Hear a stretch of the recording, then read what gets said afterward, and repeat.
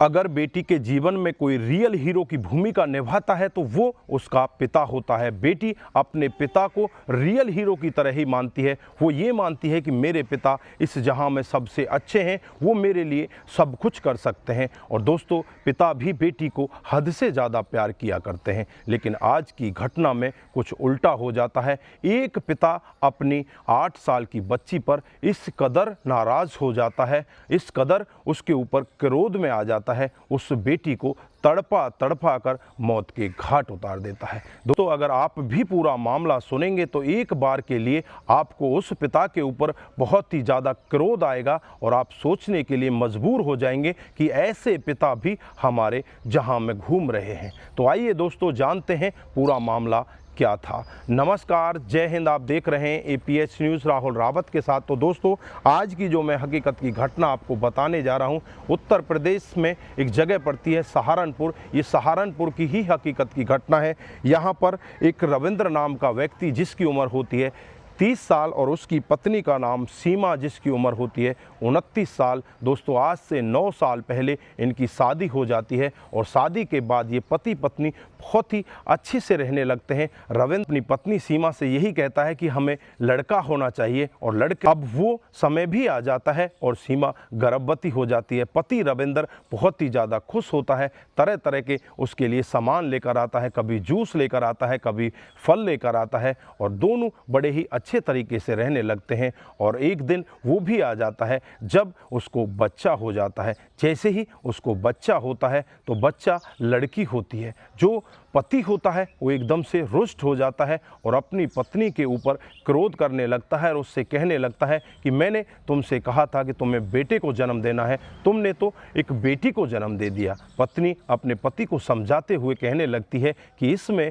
मेरा कोई दोष नहीं है, ये सब भगवान का प्रसाद है, इसे भगवान का प्रसाद समझकर ही ग्रहण करना चाहिए, बेटा बेटी में कोई फ़र्क नहीं होता। लेकिन जो पति होता है उसे तो लालच थी कि मुझे बेटा होना चाहिए। जैसे ही धीरे धीरे वो बेटी बड़े होने लगती है, घर में किलकारियाँ गूंजने लगती हैं, लेकिन पिता का मन खिन्न रहने लगता है।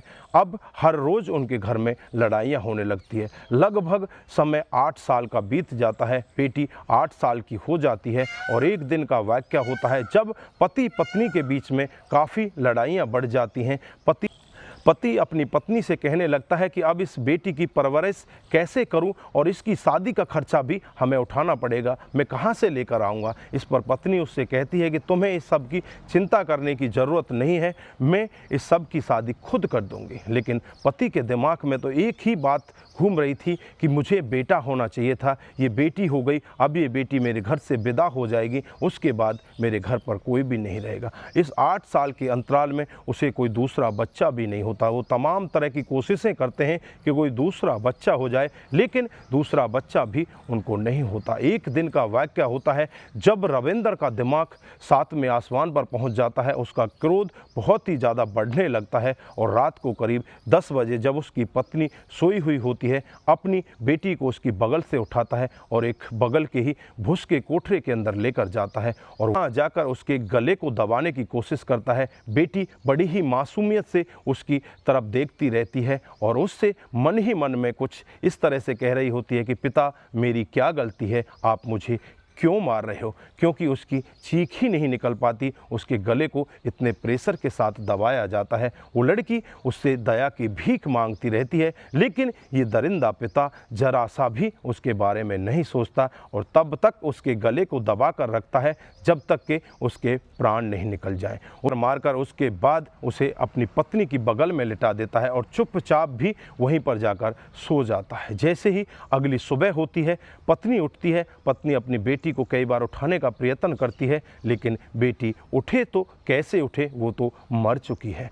पत्नी बहुत ही तेजी के साथ रोने लगती है, चीखने लगती है, चिल्लाने लगती है, अपने पिताजी को फ़ोन करती है, अपने भाई को फ़ोन करती है, दोनों को मौके पर बुला लेती है। जब गांव के लोग भी वहां पर इकट्ठा हो जाते हैं। वो लड़की को देखते हैं तो उसके गले पर एक नीला नीला निशान देखते हैं। निशान को देखकर एकदम से चौंकने लगते हैं और कहने लगते हैं कि इस लड़की को तो गला दबाकर मारा गया है।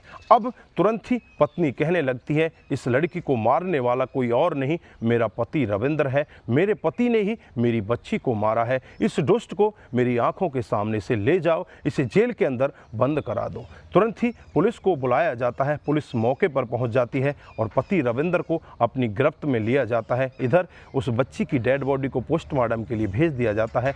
पोस्टमार्टम की रिपोर्ट में भी साफ खुलासा होता है कि दम घुटने की वजह से इस बच्ची की मौत हुई है। जब उस पिता से पूछताछ की जाती है तो वो भी यही बताता है कि मैं इस बच्ची से बहुत ज़्यादा परेशान था।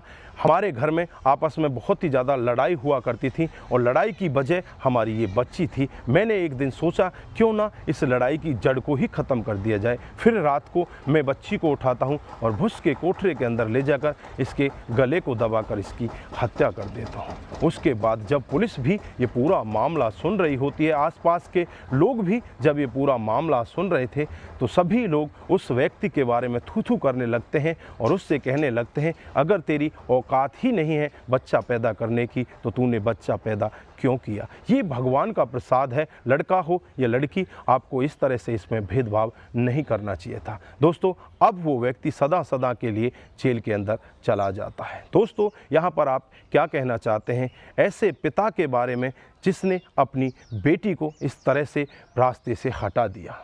तो दोस्तों, ऐसे दरिंदे पिता के बारे में आपकी जो भी राय है एक बार कमेंट बॉक्स में ज़रूर दीजिएगा। इस घटनाक्रम को सुनाने का उद्देश्य किसी को बरगलाना, किसी को बहकाना, किसी पर किसी प्रकार का दबाव बनाना नहीं है। हमारा उद्देश्य बस यही है कि आप लोग जागरूक हों और ऐसे क्राइम के बारे में जानें जो डे बाई डे हमारे समाज में बढ़ते जा रहे हैं। दोस्तों, आज के लिए बस इतना ही। फिर मिलते हैं किसी नए मोड के साथ। तब तक के लिए आप अपना ख्याल रखें, अपने परिवार का ख्याल रखें, सतर्क रहें, सावधान रहें और ऐसे क्राइम को अपने आसपास ना होने दें। नमस्कार, जय हिंद।